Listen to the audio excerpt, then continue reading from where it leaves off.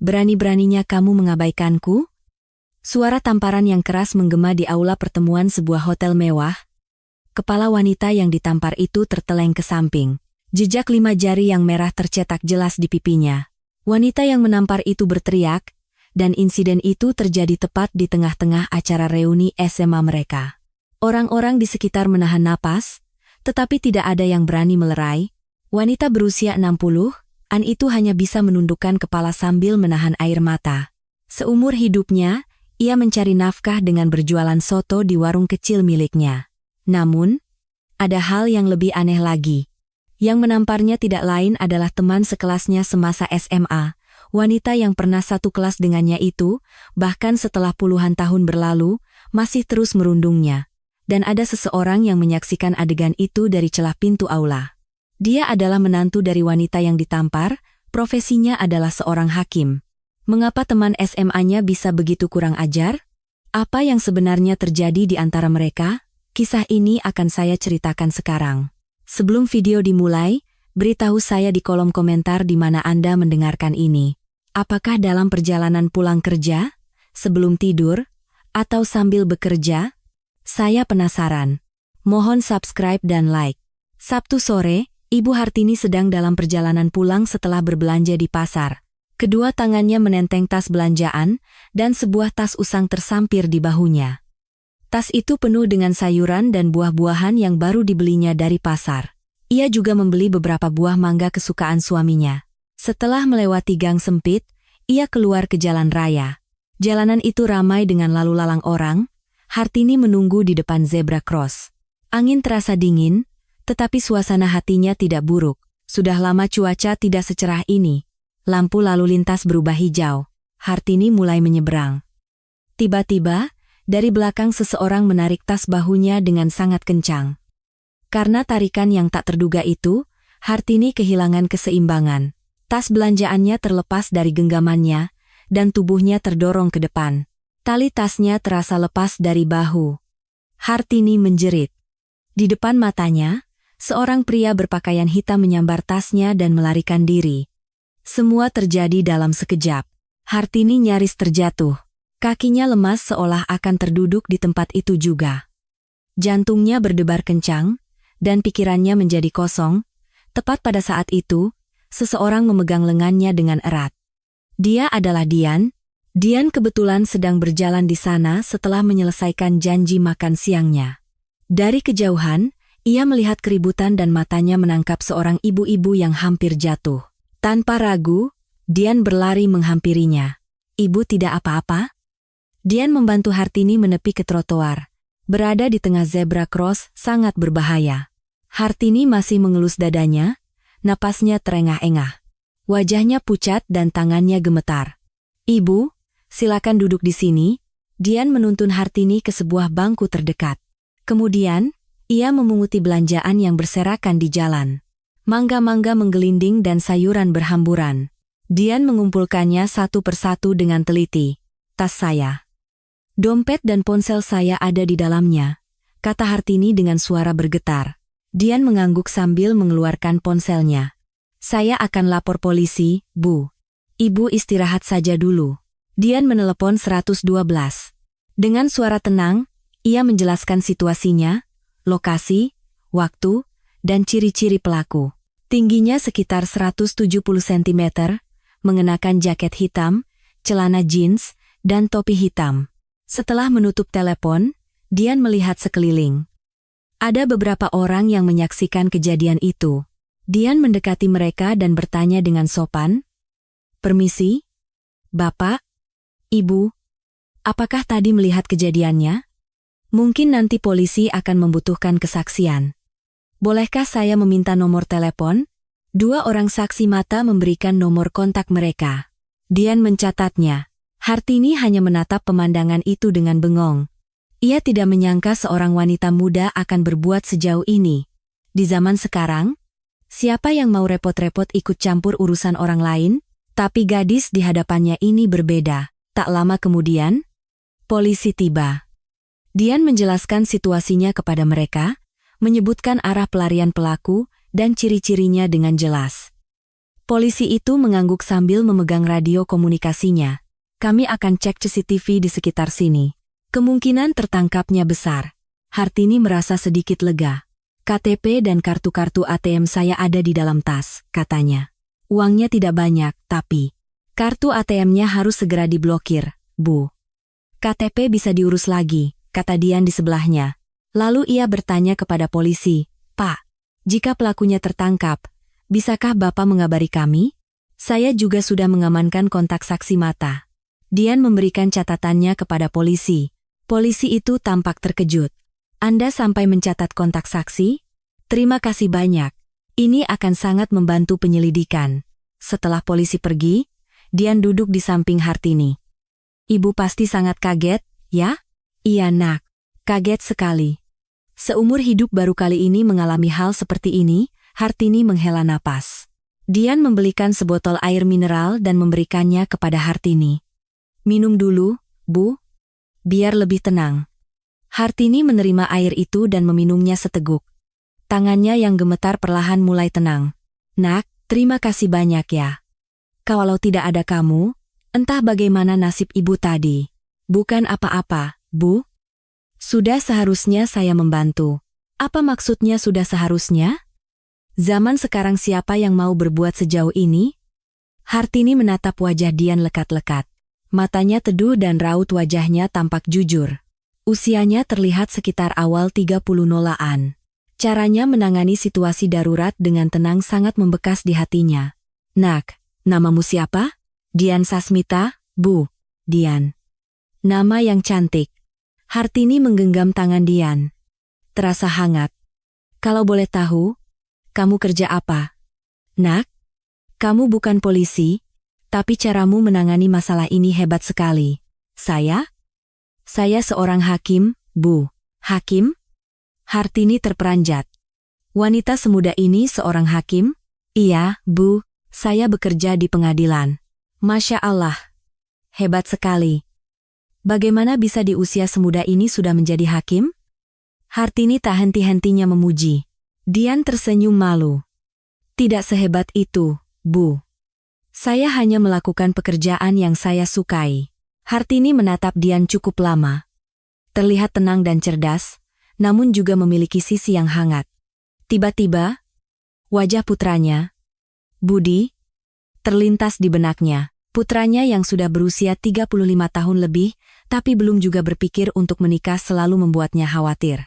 Gadis seperti ini, kalau jadi menantuku, alangkah bahagianya, pikir Hartini dalam hati. Nak Dian, apakah kamu punya waktu? Ibu ingin mentraktirmu makan sebagai ucapan terima kasih. Dian menggelengkan tangannya. Tidak usah, Bu. Ibu bisa langsung pulang saja. Kalau ibu langsung pulang, hati ibu tidak tenang. Tolong, ya. Temani ibu makan sebentar saja. Karena permintaan Hartini yang tulus, Dian ragu sejenak sebelum akhirnya mengangguk.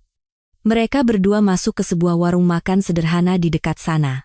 Hartini memesan soto ayam, dan Dian memesan nasi rames. Sambil menunggu makanan datang, mereka mengobrol. Ibu tinggal di mana? Tidak jauh dari sini. Ibu dan bapak punya warung soto kecil-kecilan. Hari ini keluar untuk belanja. Malah kena musibah. Warung soto? Wah, hebat sekali, Bu. Pasti lelah sekali, ya. Mengurusnya? Lelah, sih. Tapi ya mau bagaimana lagi, harus dikerjakan untuk menyambung hidup. Hartini tersenyum. Dan Dian pun ikut tersenyum. Makanan mereka tiba. Keduanya makan dengan lahap. Sambil makan, Hartini terus mencuri pandang ke arah Dian. Caranya makan begitu sopan. Tutur katanya pun santun. Bagaimana bisa ada gadis sebaik ini? Pikirnya. Setelah selesai makan, Hartini memberanikan diri. Nak Dian, boleh ibu minta nomor teleponmu? Ibu harus membalas budimu hari ini. Kalau kita berpisah begitu saja, hati ibu tidak akan tenang. Dian berpikir sejenak, lalu mengangguk. Baik, Bu, ini nomor saya. Dian menyimpan nomornya di ponsel Hartini. Melihat nomor itu, bibir Hartini tersungging senyum. Terima kasih, Nak. Ibu pasti akan menghubungimu. Baik, Bu. Hati-hati di jalan, ya. Untuk urusan tas, nanti pasti ada kabar dari polisi. Mereka pun berpisah. Di dalam bus menuju rumah, Hartini terus memikirkan Dian. Gadis yang sangat baik. Bagaimana kalau aku kenalkan dengan Budi? Pikiran itu tak mau lepas dari kepalanya. Malam itu, bahkan saat berbaring di tempat tidur, wajah Dian terus terbayang. Sosoknya yang tanpa ragu menolongnya dalam bahaya, caranya yang tenang melapor ke polisi dan mengamankan saksi, serta kehangatannya saat memberikan air minum, semua teringat jelas. Andai saja dia jadi menantuku. Gumam Hartini pada dirinya sendiri. Di sebelahnya, suaminya, Pak Joyo, bergumam seperti mengigau. Ngomong apa, Bu? Bukan apa-apa, Pak. Hartini tersenyum sambil memejamkan mata, berencana untuk membicarakannya secara halus kepada Budi besok. Benih sebuah takdir telah ditanam dalam diam. Beberapa hari kemudian, datang kabar baik. Pencuri itu berhasil ditangkap, dan tasnya ditemukan. Uang tunai di dalamnya memang sudah hilang, tetapi KTP dan barang-barang penting lainnya masih utuh. Namun, sosok Dian tidak pernah hilang dari pikiran Hartini. Saat membuat soto di warungnya, atau saat mencuci piring, tiba-tiba saja ia teringat pada gadis itu. Hartini membuka ponselnya dan menatap nomor Dian. Nama Dian Sasmita tertera di layar. Ia bimbang, haruskah ia menghubunginya atau tidak?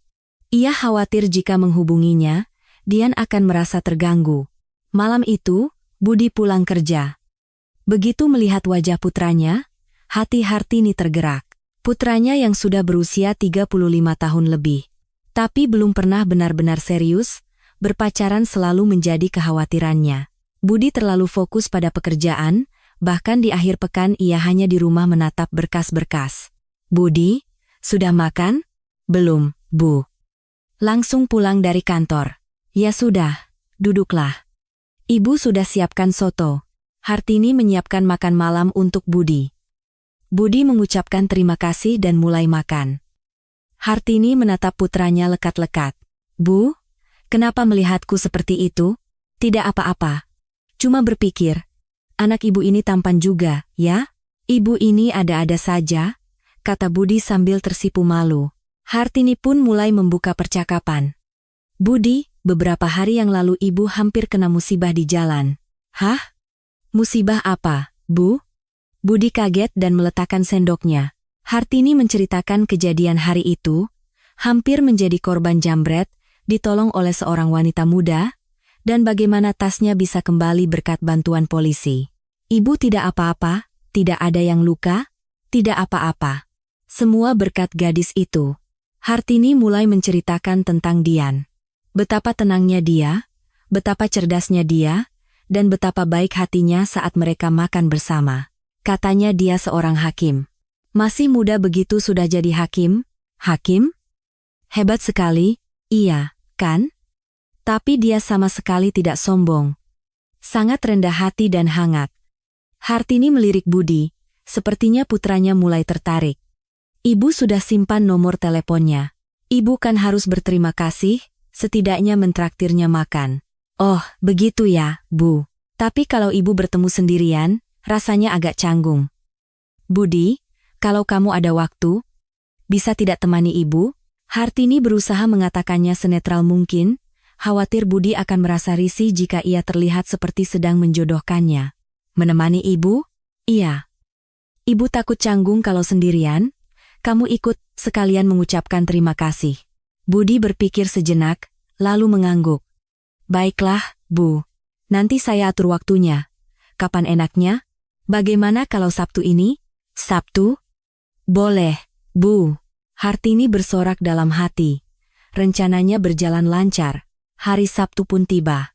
Hartini menghubungi Dian, dan Dian dengan senang hati menyetujui pertemuan itu. Tempatnya diputuskan di sebuah restoran Sunda kecil di dekat warung Hartini. Hartini dan Budi tiba lebih dulu. Hartini terus-menerus melirik jam tangannya, dan Budi merasa ibunya sedikit aneh. Bu, kenapa tegang sekali? Tegang apanya? Cuma menunggu saja. Tak lama kemudian, Dian tiba. Ia mengenakan blas sederhana dan celana panjang hitam. Riasannya tipis, dan rambutnya diikat rapi. Hartini melambaikan tangan dengan gembira. Nak Dian, di sini. Dian tersenyum dan mendekat. Matanya sedikit membesar saat melihat Budi yang duduk di samping Hartini. "Selamat siang, Bu. Maaf, ini siapa ya?" "Oh, ini anak Ibu. Namanya Budi Hartono.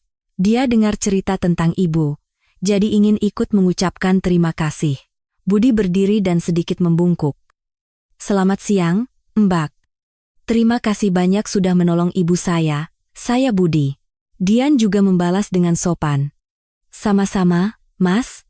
Itu sudah kewajiban saya." "Saya Dian." Mereka duduk kembali. Awalnya suasana terasa sedikit canggung. Tetapi Hartini berhasil mencairkan suasana dengan berbagai obrolan. Makanan pun tiba, ayam bakar, tumis kangkung, dan beberapa lauk lainnya.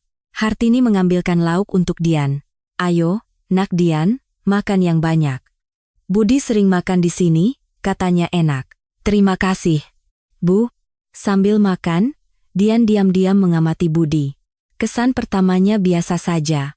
Wajahnya tidak terlalu tampan, tapi menenangkan. Tutur katanya juga tenang. Namun, yang menarik perhatian Dian adalah hal lain. Budi terus-menerus memperhatikan ibunya saat makan. Saat air minum ibunya habis, ia langsung menuangkannya. Saat lauknya kurang, ia memanggil pelayan untuk menambah. Ketika Hartini terbatuk, ia mengelus punggungnya. "Bu, mau minum?" "Iya, terima kasih, Nak. Mau tambah ayam bakarnya, Bu?"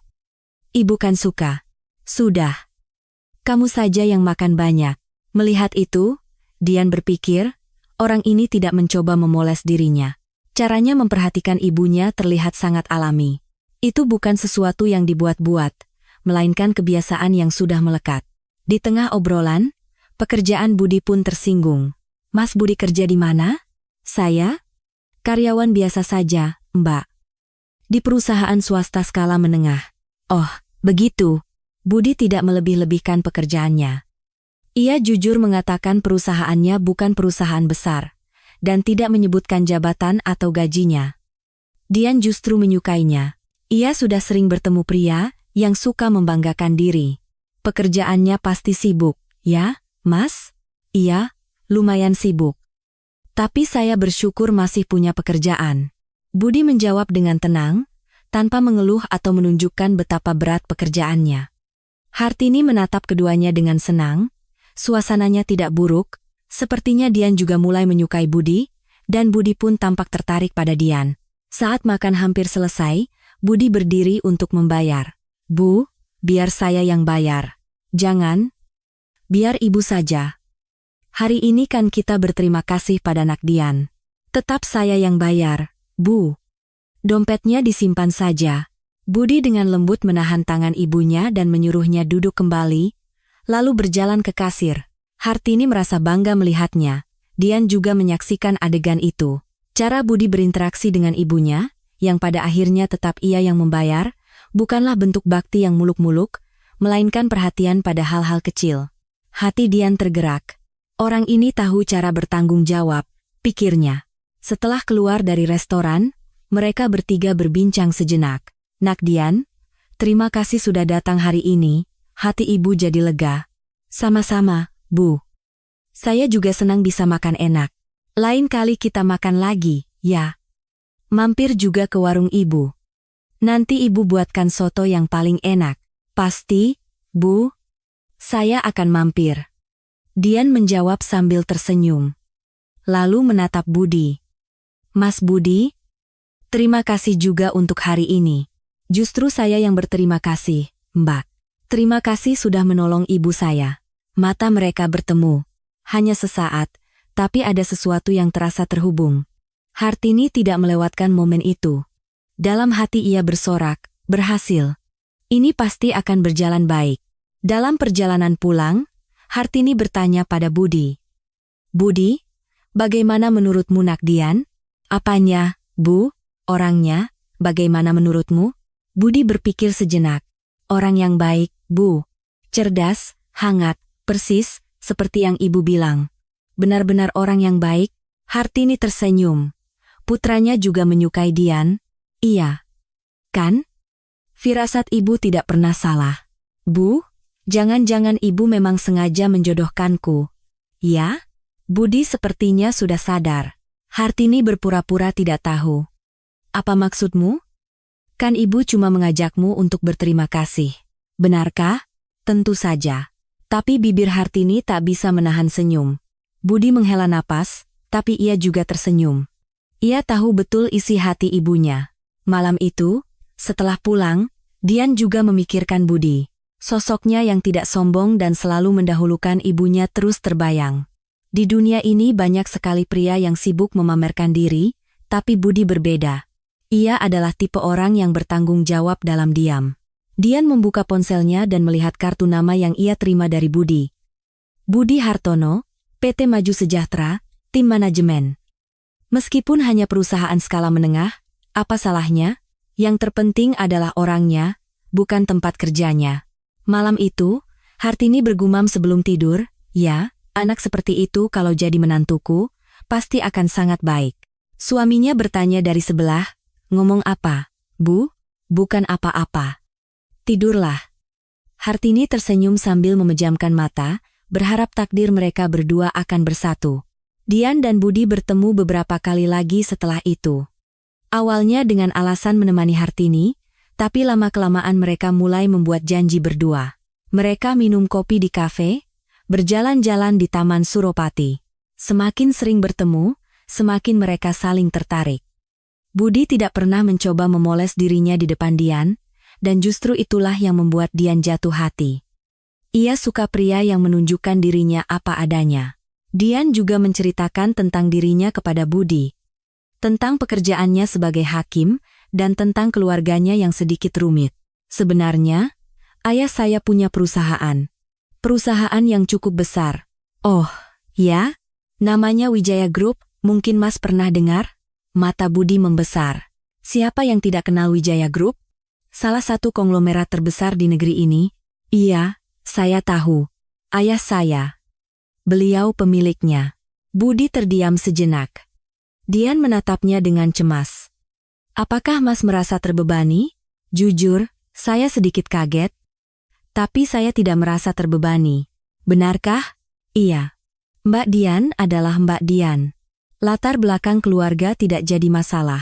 Budi mengatakannya dengan tenang. Dian merasa lega.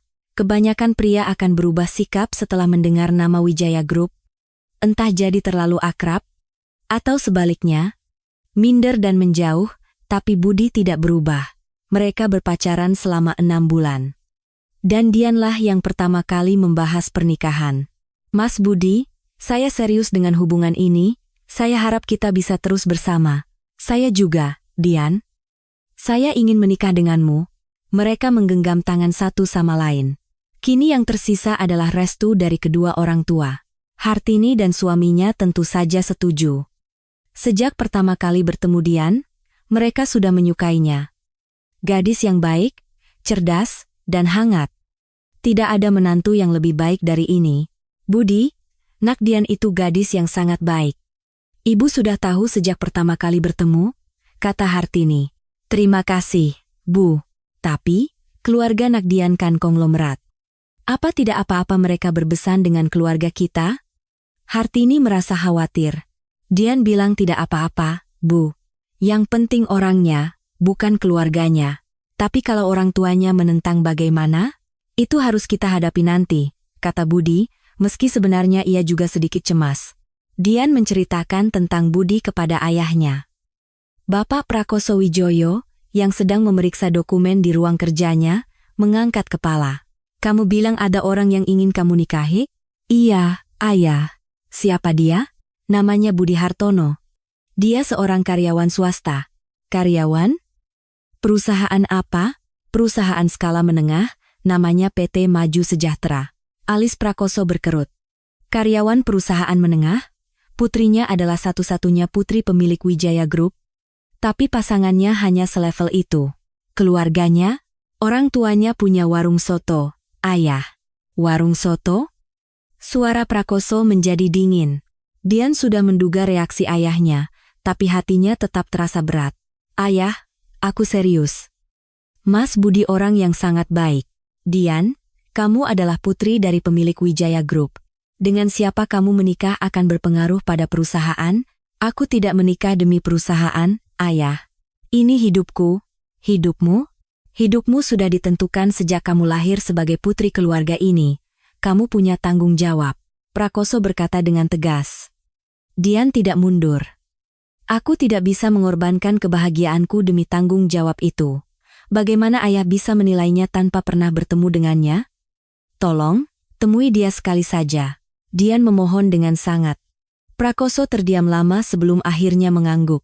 Baiklah. Ayah akan menemuinya. Tapi jangan berharap banyak. Beberapa hari kemudian, Prakoso bertemu Budi secara terpisah di sebuah restoran hotel. Budi duduk dengan wajah tegang. Prakoso menatapnya dengan tajam. Kamu Budi Hartono? Benar, Pak. Jadi kamu ingin menikahi putri saya? Benar, Pak. Jawab dengan jujur. Apa kamu mendekati putri saya karena tahu dia adalah putri pemilik Wijaya Group?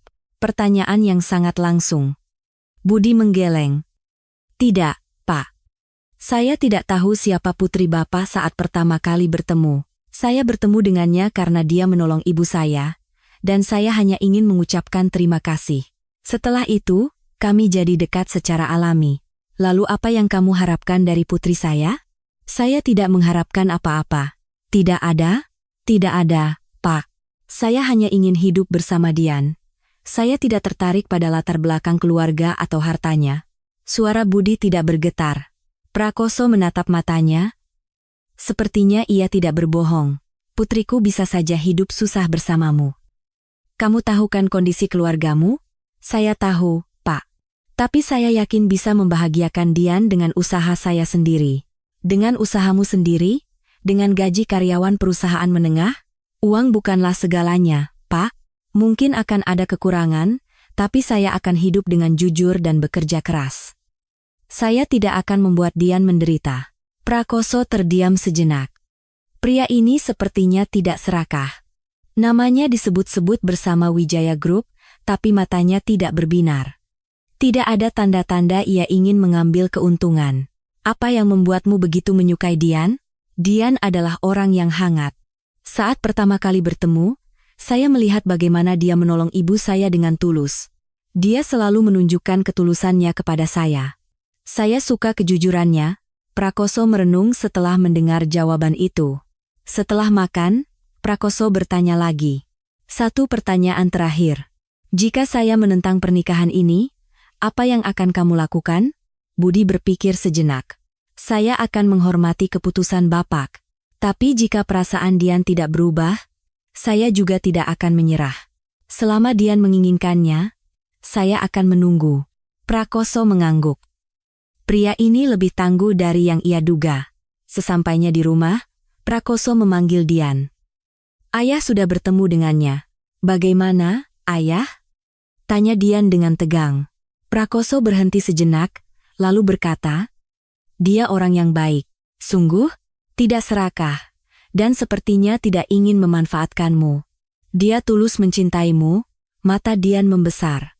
Ia tidak menyangka ayahnya akan berkata seperti itu. Kalau begitu, menikahlah, benarkah? Ayah, kalau orangnya baik, latar belakang keluarga tidak penting. Dia pilihanmu, jadi ayah percaya padamu. Air mata Dian menggenang. Ia berlari memeluk ayahnya. Terima kasih, Ayah. Terima kasih banyak. Prakoso menepuk punggung putrinya. Hatinya lega, tapi di sisi lain juga khawatir. Pernikahan pun diputuskan. Pertemuan keluarga diadakan, dan Hartini serta suaminya merasa sangat canggung di hadapan Prakoso Wijoyo. Namun, Prakoso justru bersikap sangat hangat. Bapak dan Ibu, mohon bimbingannya untuk kedepannya. Justru kami yang berterima kasih, Pak. Terima kasih sudah memberikan kami menantu sebaik ini. Hartini terus-menerus menunduk. Tak pernah ia bermimpi akan berbesan dengan seorang konglomerat. Persiapan pernikahan dimulai. Dian sangat bersemangat, dan Budi juga terlihat bahagia. Hartini senang melihat mereka. Namun, anehnya, di sudut hatinya ada rasa cemas. Selama persiapan pernikahan, pikiran-pikiran aneh sering muncul. Rasanya seperti ada sesuatu yang ia lupakan. Suatu malam, Hartini berbaring menatap langit-langit. Seharusnya ini adalah saat yang membahagiakan, tapi mengapa hatinya terasa berat? Tiba-tiba, Satu wajah terlintas di benaknya. Sandra, teman SMA-nya? Bukan. Lebih tepatnya, mimpi buruknya. Wanita yang selalu merundungnya semasa sekolah. Wanita yang selalu meremehkannya setiap kali reuni. Katanya sekarang ia aktif di sebuah yayasan amal dan semakin sombong. Hartini memeluk selimutnya erat-erat. Jika kabar pernikahan Budi menyebar di antara teman-teman SMA, Sandra pasti akan tahu. Lalu, apalagi yang akan ia katakan? Ah, ini cuma kekhawatiran yang tidak perlu. Hartini menggelengkan kepala dan memejamkan mata. Tapi rasa cemas itu tidak hilang.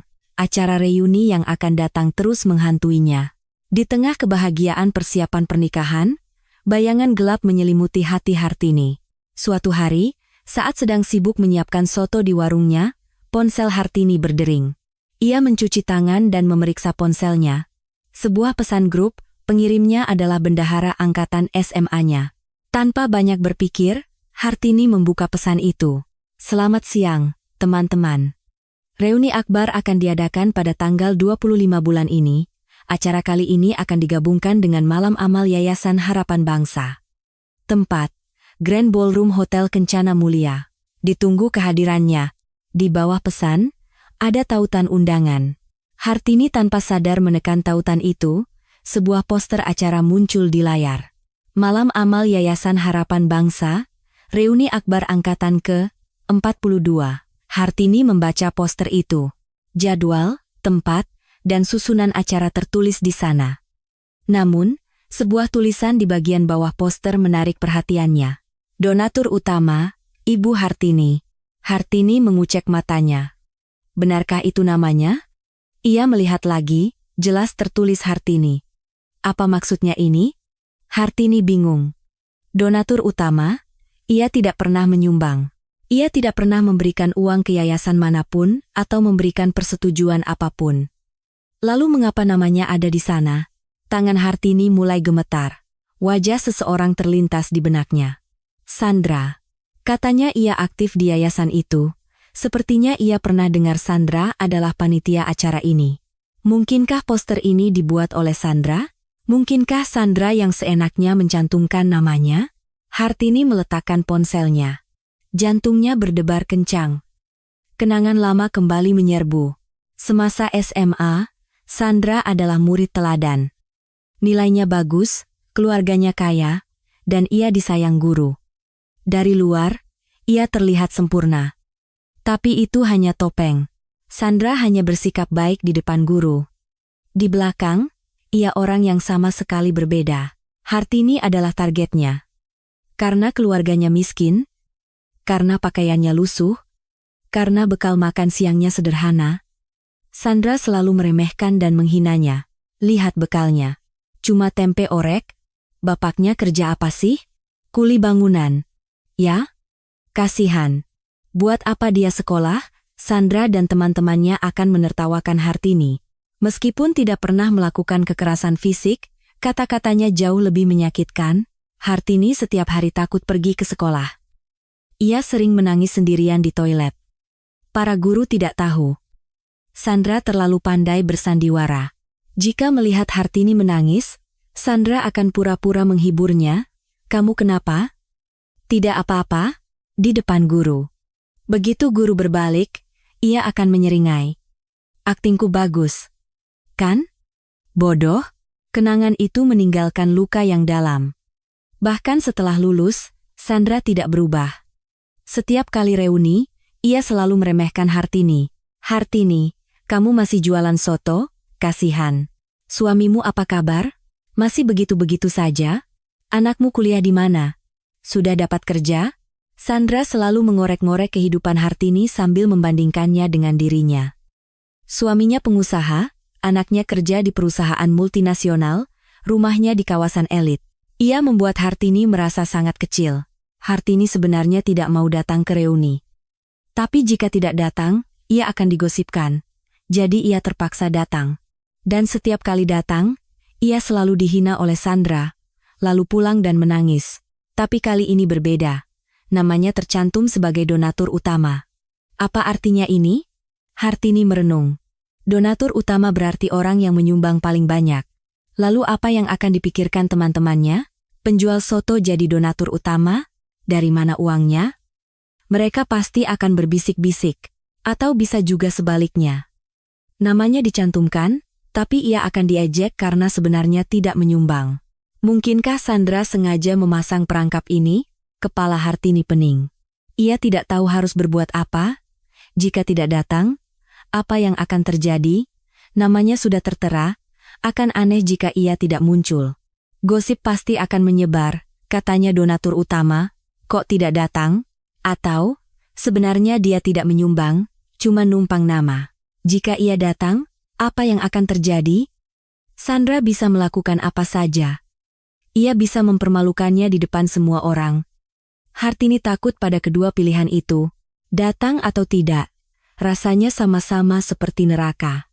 Beberapa hari sebelum reuni, suatu sore saat warungnya sedang sepi, ponsel Hartini berdering. Nama yang muncul di layar membuatnya membeku. Sandra. Ia ragu untuk menjawab.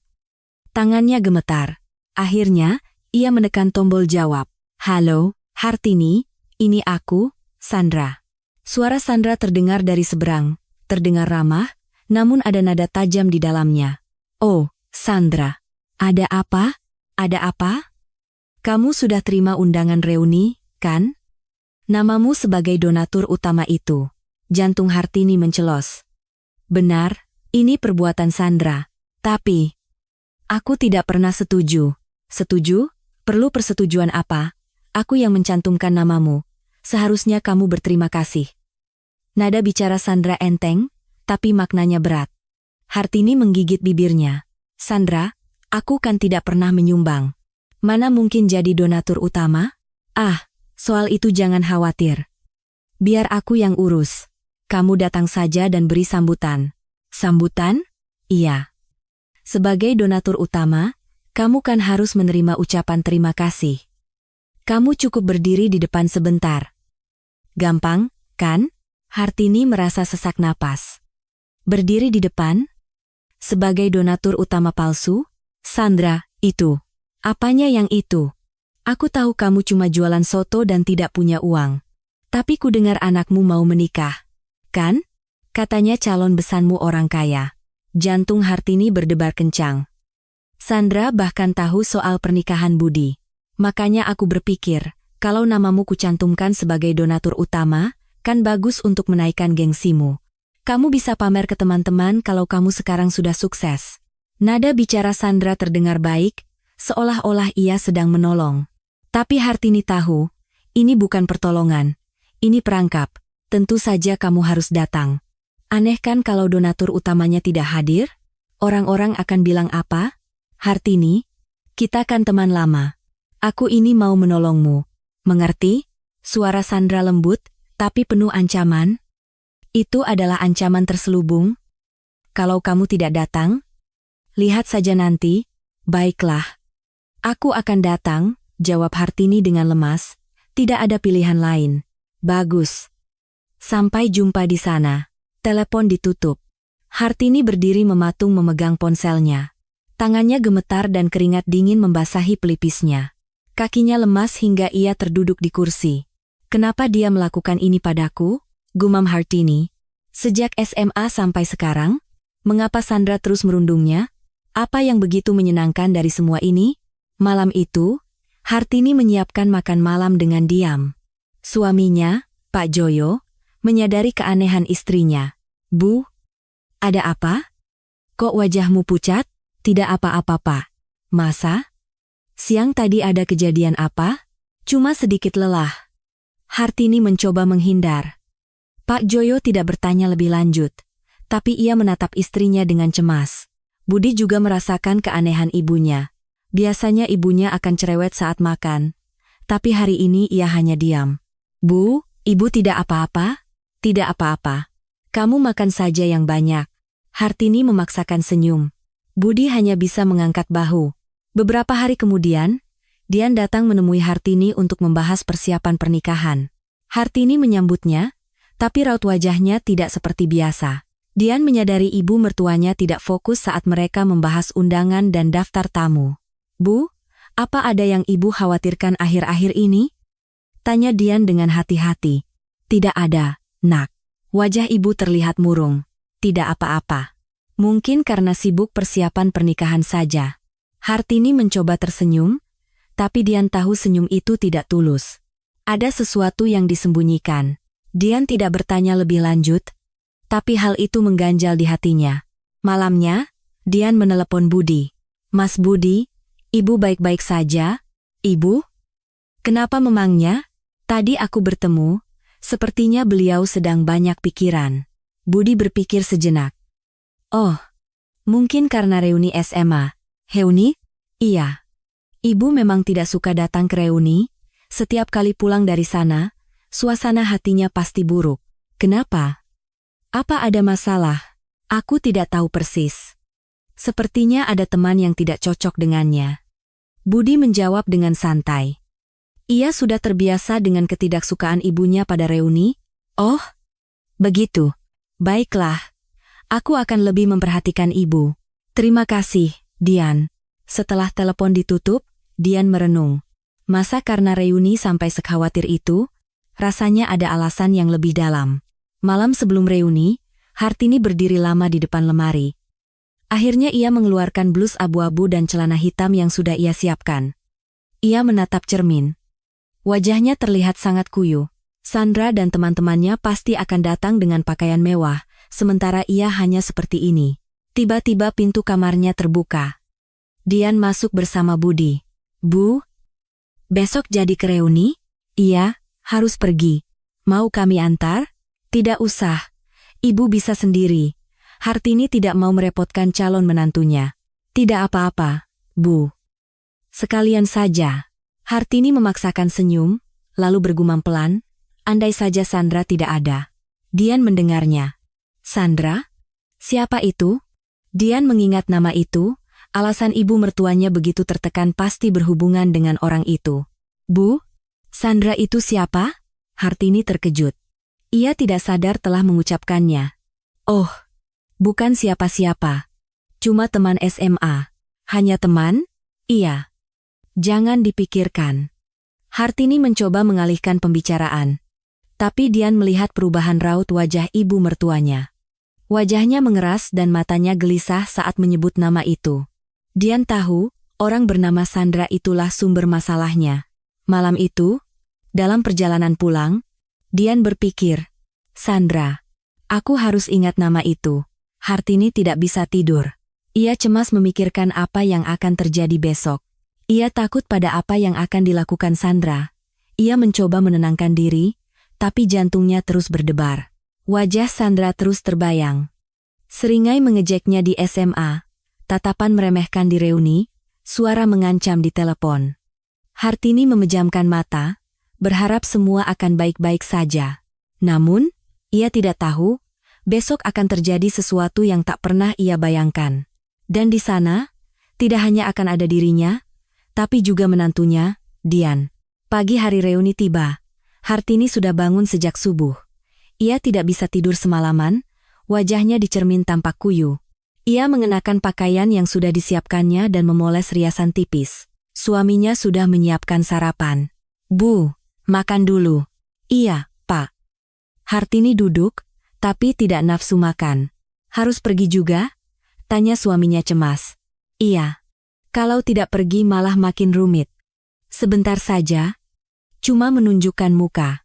Saat Hartini hendak berangkat, ponselnya berdering. Dian. Pagi, Bu. Hari ini jadi ke reuni, kan? Iya, nak. Ini mau berangkat. Saya antar ya, Bu. Kebetulan saya ada urusan di dekat sana. Tidak usah, nak. Ibu bisa sendiri. Tidak apa-apa, Bu. Sekalian, jangan sungkan. Dian memaksa. Sebenarnya ia tidak ada urusan. Ia hanya khawatir setelah mendengar gumaman ibu mertuanya semalam. Akhirnya Hartini setuju. Mobil Dian tiba. Hartini duduk di kursi penumpang.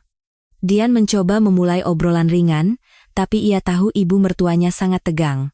Setibanya di hotel, mobil berhenti di lobi. Sudah sampai, Bu? Iya, terima kasih, nak. Ibu masuk dulu. Saat Hartini hendak turun, Dian berkata, "Bu, saya tunggu di lobi sebentar, ya. Nanti kalau sudah selesai, hubungi saya. Jangan. Kamu urus saja urusanmu. Ibu bisa pulang sendiri. Urusan saya sebentar kok, Bu." "Saya tunggu." Hartini menghela napas dan mengangguk. Hartini masuk ke hotel. Dian memarkir mobilnya dan menunggu di lobi. Lobi itu sangat mewah. Dian duduk di sofa sambil memeriksa ponsel. Sekitar 1 jam berlalu. Terdengar keributan dari lantai atas. Suara orang-orang berbisik dan suara wanita yang berteriak. Dian mengangkat kepala. Suara itu berasal dari arah aula pertemuan di lantai 2, tempat reuni diadakan. Firasatnya tidak enak. Dian bergegas naik ke lantai 2. Pintu aula sedikit terbuka. Dari celah pintu, ia bisa mendengar suara-suara dari dalam. "Hei, kamu ini bagaimana, sih? Kerjamu tidak becus." Suara wanita yang tajam. Dian mengintip ke dalam. Di tengah kerumunan wanita berpakaian mewah, berdirilah Hartini. Di depannya, seorang wanita dengan gaun mahal sedang membentaknya. "Ambilkan minum, yang dingin." Hartini menunduk dan mengambilkan segelas air. Wanita itu meminumnya seteguk, lalu mengernyit. "Apa ini? Hangat begini." "Ambil lagi." Hartini kembali mengambilkan air tanpa berkata apa-apa. Dian mengepalkan tangannya. Ibu mertuanya diperlakukan seperti pembantu. Katanya donatur utama, tapi kerja begini saja tidak bisa. Cibir wanita itu, orang-orang di sekitarnya terkikik. Hartini hanya menunduk diam. Dian sudah tidak tahan. Tapi ia ragu. Jangan-jangan ibu mertuanya tidak ingin ia ikut campur. Saat itu, Hartini angkat bicara. "Sandra, boleh aku istirahat sebentar? Badanku tidak enak." "Sandra." Mendengar nama itu, Dian tertegun. Itu nama yang digumamkan ibu mertuanya. Wanita bernama Sandra itu menatap Hartini dengan tajam. "Apa? Kamu mau pulang sekarang?" "Iya, maaf. Aku benar-benar. Aku sudah susah payah mencantumkan namamu sebagai donatur utama. Dan ini sikapmu?" Suara Sandra meninggi. "Terima kasih, tapi aku benar-benar." "Hartini." Sandra memotong ucapan Hartini. "Berani-beraninya kamu mengabaikanku?" "Aku tidak." "Diam," teriak Sandra. Suasana menjadi hening. "Kamu dari dulu memang begini? Selalu menghindar dan lari. Berani-beraninya kamu meremehkanku." Sandra mendekati Hartini, dan ia mengangkat tangannya. Plak! Suara tamparan menggema di aula. Kepala Hartini terteleng ke samping. Jejak jari merah tercetak jelas di pipinya. Dian tidak bisa menahan diri lagi. Ia mendorong pintu dan masuk. "Apa yang Anda lakukan?" Suara Dian menggema. Semua orang menoleh. Sandra menatap Dian. "Kamu siapa?" "Saya menantunya." "Kenapa Anda menyentuh ibu saya?" Dian menghampiri dan memapah Hartini. Hartini menatap Dian dengan air mata berlinang. "Dian, kenapa kamu di sini? Ibu tidak apa-apa." Dian memeriksa pipi Hartini yang mulai membengkak. Sandra tertawa sinis. "Menantu? Jadi anak penjual soto itu sudah menikah? Dan ini menantunya?" "Benar. Saya menantunya." "Dan kenapa Anda menampar orang?" Dian menatap Sandra dengan tajam. "Menampar? Aku cuma mencoba menyadarkannya." "Menyadarkan dengan menampar? Hei, kamu ini siapa berani menceramahiku?" Suami Sandra meninggikan suaranya. "Kamu tahu tidak suami saya siapa? Anak saya siapa? Lalu kenapa? Jika suami Anda pejabat dan anak Anda direktur, apakah itu memberi Anda hak untuk menampar orang?" Wajah Sandra memerah. "Beraninya kamu?" Sandra mendekati Dian dan mengangkat tangannya. Plak! Tangan Sandra menampar pipi Dian. Aula menjadi riuh. "Wah, keterlaluan. Anaknya juga ditampar." Sandra tampak puas. "Anakku itu direktur PT Tekno Mandiri, pemasok utama di perusahaan suami kamu itu.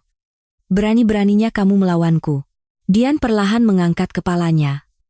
Pipinya terasa panas, tapi tatapannya dingin. Detik berikutnya, tangan Dian bergerak cepat. Plak! Telapak tangan Dian mendarat di pipi Sandra. Kepala Sandra terteleng. Aula menjadi sunyi senyap.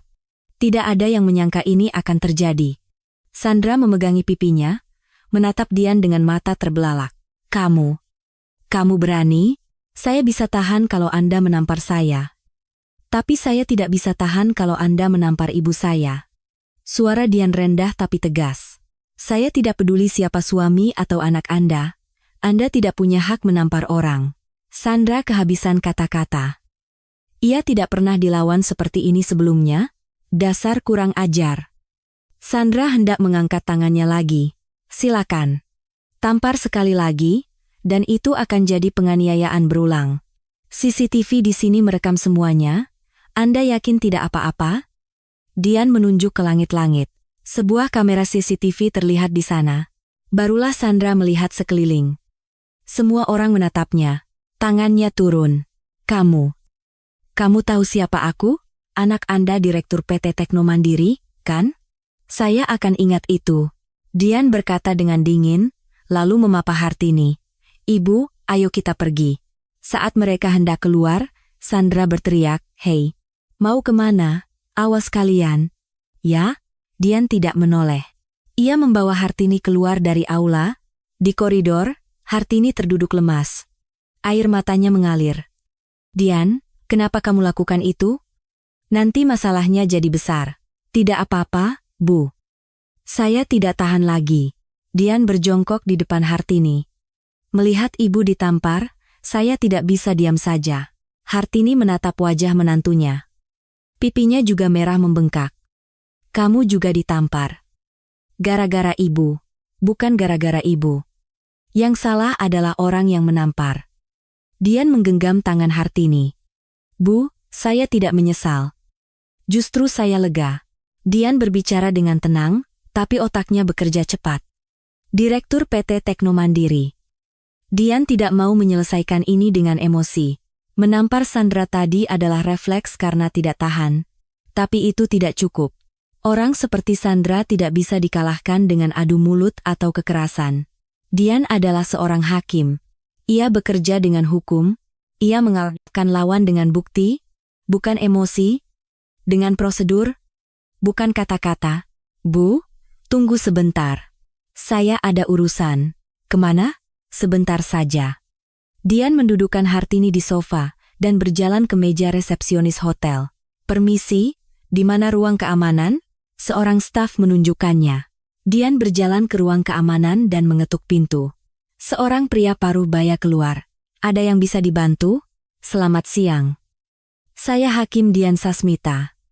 Dian menunjukkan kartu identitasnya. Mata pria itu membesar. Ibu Hakim? Benar. Hari ini terjadi insiden penganiayaan di aula pertemuan lantai 2. Ibu mertua saya menjadi korban. Dan saya juga. Penganiayaan? Benar. Saya saksi sekaligus korban. Semuanya pasti terekam CCTV. Ekspresi pria itu menjadi serius. Saya mohon rekaman CCTV aula lantai 2 dari jam 3 sore sampai sekarang diamankan, jangan sampai terhapus. Baik, Bu. Akan kami amankan. Dan tolong catat waktu persis kejadiannya. Pria itu mengangguk dan mencatat. Dian memberikan kartu namanya. Ini kontak saya. Mungkin nanti saya akan menghubungi terkait rekaman ini. Pria itu menerima kartu nama Dian dan terkejut melihat jabatannya. Baik, Bu. Kami akan bekerja sama sepenuhnya. Dian keluar dari ruang keamanan dan menelepon ayahnya. Dian, ada apa? Suara Prakoso Wijoyo terdengar. Ayah, aku mau tanya sesuatu. Apa itu? Apa ayah tahu perusahaan bernama PT Tekno Mandiri? Katanya salah satu rekanan Wijaya Group, Tekno Mandiri. Prakoso berpikir sejenak. Nama itu sepertinya pernah dengar. Kenapa? Bisa tolong carikan informasi tentang direkturnya, ya? Penting? Tidak mendesak, tapi akan sangat berguna. Baiklah. Nanti ayah suruh sekretaris mencarinya. Terima kasih, ayah. Dian kembali ke lobi. Hartini masih menunggu. Ibu, ayo kita pulang. Dari mana saja kamu? Dari ruang keamanan. Minta rekaman CCTV diamankan. Hartini terkejut. Untuk apa? Bu, orang itu sudah menampar ibu. Dia juga menampar saya. Kita butuh bukti. Dian, sudahlah. Lupakan saja. Jangan diperbesar. Bu, Yang salah adalah orang yang memukul. Ibu tidak perlu menanggung ini, tapi Sandra itu orang yang berbahaya. Keluarganya bukan orang sembarangan. Tetap saja, Bu, dia tidak bisa seenaknya. Suara Dian tegas. Dian mengantar Hartini pulang. Suaminya sudah menunggu di depan pintu. Bu, kenapa wajahmu lebam begitu? Pak Joyo kaget melihat pipi istrinya. Ditelepon di reuni, jawab Dian. Wajah Pak Joyo memerah. Siapa? Sandra lagi? Iya, Pak. Tenang dulu. Biar saya yang urus. Dian menenangkan mertuanya. Dian, pipimu juga bengkak. Kamu juga dipukul? Iya, Pak. Tapi sudah saya balas. Apa? Pak Joyo dan Hartini sama-sama terkejut. Dian menampar Sandra. Pak, untuk membelaku. Pak Joyo terdiam, lalu menatap Dian. Matanya berkaca-kaca. Terima kasih. Dian. Terima kasih banyak. Sama-sama, Pak. Kita kan keluarga. Dian pamit dan masuk ke mobil. Ia menelepon Budi. Dian, ada apa? Mas? Tadi di reuni, ibu ditampar. Apa? Ibu? Iya. Oleh orang bernama Sandra. Aku juga ditampar. Tapi sudah kubalas. Nanti malam kita bicara lebih lanjut. Baik. Aku langsung pulang sekarang.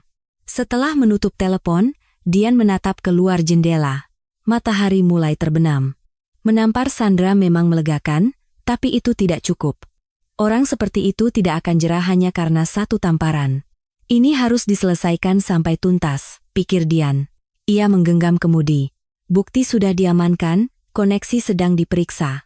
Sekarang saatnya menyusun rencana. Tatapan mata Dian menajam.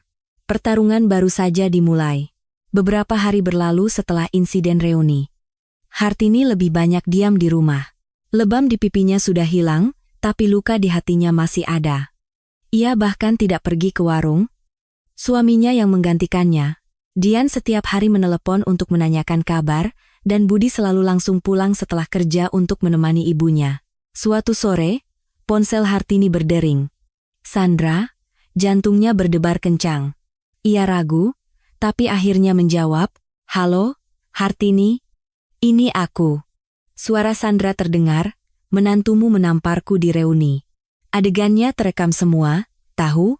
Tangan Hartini gemetar. Jangan membantah. Semua teman-teman melihatnya. Berani-beraninya menantumu menamparku. Dia pikir aku ini siapa? Sandra, itu kan karena kamu menampar Dian dulu. Diam. Yang salah itu menantumu. Suruh dia minta maaf. Sekarang juga. Apa? Bawa menantumu ke hadapanku dan suruh dia minta maaf. Kalau tidak, jangan harap hidup kalian tenang. Hartini menggigit bibirnya. Dan anakmu, Budi itu, kan? Dia kerja di perusahaan rekanan anakku, kan? Kamu tahu kan anakku, Randy, Direktur PT Tekno Mandiri? Kalau aku mau, aku bisa buat anakmu dipecat. Sandra, jangan. Pikirkan baik-baik. Bawa menantumu minta maaf, atau anakmu kehilangan pekerjaan. Pilih. Telepon ditutup. Hartini terduduk lemas. Malam itu, Budi pulang dengan wajah muram. Hartini langsung cemas. Budi. Ada apa, Bu? Hari ini ada kejadian aneh di kantor. Budi menghela napas. Saya tiba-tiba dikeluarkan dari proyek yang sedang saya tangani. Wajah Hartini memucat. Kenapa? Tidak tahu, Bu. Katanya keputusan dari atasan, direktur dari PT Tekno Mandiri katanya datang ke kantor hari ini. Napas Hartini tercekat. PT Tekno Mandiri, perusahaan anak Sandra. Setelah orang itu datang, saya langsung dikeluarkan dari proyek, kata Budi sambil menatap ibunya. Bu, apa ini ada hubungannya dengan kejadian di reuni? Hartini tak bisa menjawab. Air matanya menggenang. Bu, tolong ceritakan. Akhirnya Hartini menceritakan semuanya. Tadi Sandra telepon. Dia suruh Dian minta maaf. Kalau tidak, dia akan membuatmu kehilangan pekerjaan. Mata Budi membesar. Apa? Jadi perempuan itu memakai anaknya untuk membalas dendam? Sepertinya begitu, isak Hartini. Budi, maafkan ibu. Semua ini salah ibu. Ini bukan salah ibu. Budi menggeleng. Yang salah perempuan itu. Saya tidak akan diam saja. Kalau saya diam, ibu akan terus ditindas. Cukup. Hartini menatap putranya. Mata Budi penuh tekad. Aku akan hubungi Dian. Kita harus bicara. Setengah jam kemudian, Dian tiba. Mereka bertiga berkumpul, Budi menceritakan kejadian di kantornya dan ancaman Sandra. Dian mendengarkan dengan tenang, tapi tatapannya semakin dingin. Jadi, Sandra memakai anaknya untuk menekan Mas Budi? Sepertinya begitu. Dan dia menyuruhku minta maaf? Tanya Dian pada Hartini. Iya, nak. Dian terdiam sejenak, lalu berkata, saya tidak akan minta maaf. Dian, Bu, saya tidak salah. Saya tidak akan minta maaf pada orang yang sudah menampar ibu saya. Suara Dian tegas. Tapi pekerjaan Budi. Dian menatap Budi. Mas bisa kehilangan pekerjaan karena saya. Apa tidak apa-apa? Budi mengangguk. Tidak apa-apa. Saya juga tidak akan diam saja. Dian sudah membela ibu sampai sejauh ini, masa saya diam saja? Saya sudah muak, Dian. Saya tidak tahan lagi melihat ibu ditindas. Dian menatap suaminya. Ada tekad kuat di matanya. Terima kasih, Mas. Tidak perlu berterima kasih. Kita keluarga. Keduanya saling mengangguk. Dian mengeluarkan buku catatannya. Kita rangkum situasinya. Sandra menganiaya ibu dan saya di reuni. Sekarang dia memakai anaknya, Randy, Direktur PT Tekno Mandiri, untuk menekan Mas Budi. PT Tekno Mandiri adalah rekanan Wijaya Group, dan juga punya hubungan bisnis dengan perusahaan Mas Budi. Ini bukan lagi pertengkaran pribadi, ini pembalasan yang terorganisir. Lalu bagaimana? Tanya Hartini cemas. Saya akan menempuh jalur hukum. Saya akan gugat dia atas penganiayaan dan pengancaman. Kata Dian tegas. Dan mereka tidak tahu siapa keluarga saya. Mereka tidak tahu saya putri siapa. Benar. Ayahmu kan pemilik Wijaya Group. Iya. Sandra sombong karena anaknya direktur perusahaan rekanan, tapi dia tidak tahu perusahaan itu milik siapa. Tatapan Dian dingin. Saya belum akan memberitahu ayah, tapi jika perlu, kartu itu akan saya gunakan. Hartini menggenggam tangan Dian. Dian, jangan terlalu memaksakan diri. Tenang. Bu, saya orang hukum. Saya tidak akan bertarung dengan emosi. Ini harus diselesaikan sampai tuntas. Budi juga menggenggam tangan ibunya. Bu, percaya pada kami. Kali ini kami tidak akan diam. Hartini menatap putra dan menantunya. Hatinya terharu. Terima kasih. Terima kasih banyak. Malam itu, Dian membuka laptopnya, memeriksa pasal-pasal KUHP tentang penganiayaan, pengancaman, dan perbuatan tidak menyenangkan. Lalu ia memeriksa pesan dari sekretaris ayahnya. Informasi PT Tekno Mandiri, Direktur, Randy Pratama, didirikan 2018. Rekanan lapis kedua Wijaya Group, potongan puzzle mulai tersusun. Sandra pikir dia punya kuasa. Tapi itu bukan kuasa yang sebenarnya. Pikir Dian. Kuasa yang sebenarnya adalah hukum, bukti, dan prosedur. Mata Dian bersinar dalam gelap. Saatnya untuk bergerak. Dian mulai bergerak. Ia menyiapkan surat gugatan. Pertama, ia menghubungi keamanan hotel. Rekaman CCTV sudah diamankan. Rekaman itu menunjukkan dengan jelas semua penghinaan dan kekerasan yang dilakukan Sandra. Itu adalah bukti yang sempurna. Dian menulis surat gugatan. Ia menggugat Sandra atas penganiayaan dengan korban Hartini dan dirinya sendiri. Buktinya adalah rekaman CCTV dan kesaksian para tamu reuni. Ia juga menyiapkan gugatan tambahan atas pengancaman, berdasarkan telepon Sandra kepada Hartini. Beberapa hari kemudian, Dian mendaftarkan gugatannya ke kantor polisi. Roda hukum mulai berputar. Sementara itu, Sandra tidak tahu apa-apa. Ia masih menunggu Hartini datang membawa menantunya untuk meminta maaf. Ia bahkan menyuruh anaknya, Randy, untuk terus menekan Budi di kantor. Keesokan harinya, Budi dipanggil oleh atasannya. Budi, ada perintah dari atas untuk menonaktifkanmu sementara waktu. Ada keluhan dari PT Tekno Mandiri. Budi mengepalkan tangannya. Ini pasti ulah Randy. Malamnya, Budi memberitahu Dian. Mas, jangan khawatir. Gugatannya sudah saya daftarkan. Polisi akan segera memulai penyelidikan. Syukurlah. Terima kasih, Dian. Aku juga tidak akan diam. Aku akan coba cari data-data terkait PT Tekno Mandiri di internal kantor. Hati-hati, Mas. Beberapa hari berlalu. Situasi berkembang di luar dugaan Dian. Sebuah laporan sampai ke meja Prakoso Wijoyo di kantor pusat Wijaya Group. Pak, ada laporan mengenai salah satu rekanan kita, PT Tekno Mandiri, ada banyak keluhan kualitas dan laporan bahwa direktur mereka menekan karyawan di perusahaan mitra kita. Alis Prakoso berkerut. Tekno Mandiri? Nama itu lagi. Siapa nama karyawan yang ditekan itu? Namanya Budi Hartono, Pak. Budi Hartono. Itu nama menantunya. Prakoso meletakkan laporan itu. Cari tahu latar belakang direktur PT Tekno Mandiri itu. Setelah sekretarisnya keluar, Prakoso menelepon Dian.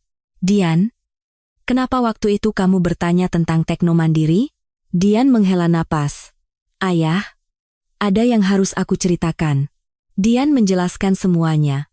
Prakoso mendengarkan dengan tenang. Kenapa tidak bilang dari awal? Aku pikir aku bisa menanganinya sendiri. Yah, kita ini keluarga. Suara Prakoso melembut. Kamu sudah benar menempuh jalur hukum. Tapi ayah juga harus memeriksa perusahaan itu. Jika rekanan kita menekan karyawan mitra, itu masalah serius. Prakoso memerintahkan audit penuh terhadap PT Tekno Mandiri. Hasilnya mengejutkan. Kualitas produk buruk, harga digelembungkan, dan ada dugaan suap. Periksa semua transaksi dengan Tekno Mandiri. Jika terbukti ada masalah, putus kontraknya. Perintah Prakoso tegas. Berani sekali mereka menyentuh keluargaku. Pikirnya, beberapa minggu kemudian, sidang kasus Sandra digelar. Rekaman CCTV diputar di pengadilan. Sandra mencoba membela diri, tapi hakim menolaknya. Terdakwa terbukti secara sah dan meyakinkan telah melakukan penghinaan dan penganiayaan di depan umum. Sandra dijatuhi hukuman denda dan perintah penahanan untuk tidak mendekati Hartini dan Dian. Di sisi lain, PT Tekno Mandiri juga goyah. Setelah audit, Wijaya Group memutuskan kontrak mereka. Randy panik, perusahaan kehilangan klien terbesarnya dan berada di ambang kebangkrutan. Ia menelepon ibunya. Bu, Wijaya Group memutuskan kontrak kita. Apa? Kenapa? Aku tidak tahu. Tiba-tiba saja, barulah Sandra sadar. Ia telah salah mengusik orang. Menantu penjual soto yang ia remehkan ternyata seorang hakim, dan besannya adalah pemilik Wijaya Group. Semuanya sudah terlambat. Tekanan terhadap Budi di kantornya juga hilang. Ia kembali bekerja seperti biasa. Suatu malam, Dian memberitahunya, Mas, ayah ingin bertemu denganmu. Beberapa hari kemudian, Budi bertemu dengan Prakoso.